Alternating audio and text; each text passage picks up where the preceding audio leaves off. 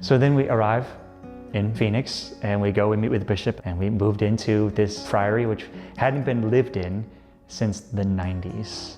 We came back, and that very first Sunday, just after Mass, and we were celebrating the Masses, the people had a big celebration to come greet us and meet us. That was really joyful.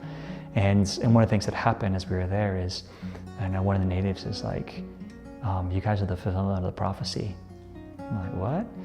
It turns out that a number of natives, not just from our community, but not just from St. John's, but a number of natives, both Catholic and non-Catholic, starting there in 1987, when St. John Paul II came to visit the Native American community, all have a very, very similar vision, which basically entails, there's mountains right behind where we are, and someone kind of standing on the mountain and seeing kind of a light emerge. Either some people see a light, or some people like people on fire, like emerging from St. John's, and it's all dark when they look out, and this light emerges, and these people or this light begins to emerge from St. John's. It spreads throughout Gila River and Phoenix and beyond.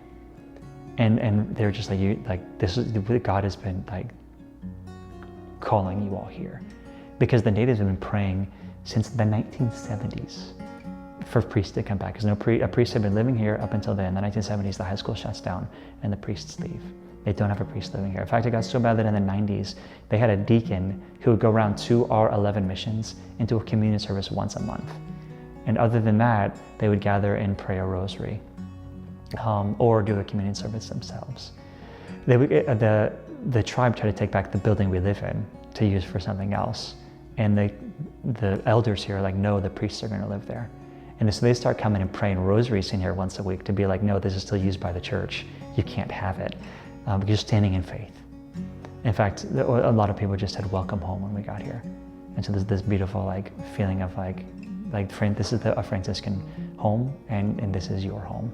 And so just this beautiful, okay, God has something really, really special, really beautiful here.